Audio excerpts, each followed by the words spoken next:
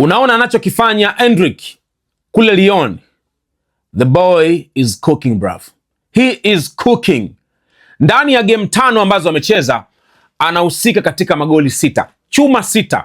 Jana pia amescore kwenye game ambayo Lyon wameshinda chuma 2.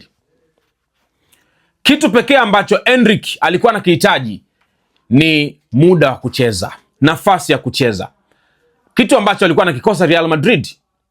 Nakumbuka niliongea kabla ya huyu dogo kuondolewa kwa mkopo, nikasema kwamba kama wakala wake yuko serious, huu ndo muda wa kuokoa talent ya huyu dogo, walau amtafutie timu aende kucheza kwa mkopo, kwa sababu pale Real Madrid ilikuwa ni ngumu kupata nafasi.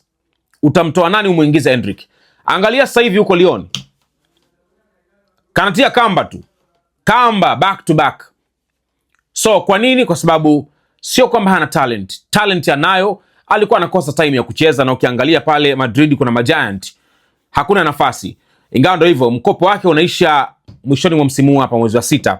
So msimu ukimalizika anarudi Real Madrid, unless Lyon watake tena kuomba kuongeza mkopo na Madrid pia wakubali. You never know, labda mambo yanaweza kubadilika, lakini so far kama akiendelea hivi, naona kabisa Madrid walau pengine akipata nafasi, na kama huyu kocha wa sasa hivi Arbeloa ataendelea kuwepo, naona ni kocha ambaye anajaribu kubadilisha mitazamo ya makocha wengi wawili waliopita, Ancelotti pamoja na mwenzake Xabi Alonso.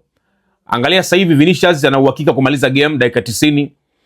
So you never know, maybe anaweza akamrudisha na akaweza kumtumia pia Endrick kwenye game ambazo zinakuja kwa msimu unaokuja. But so far he's doing good.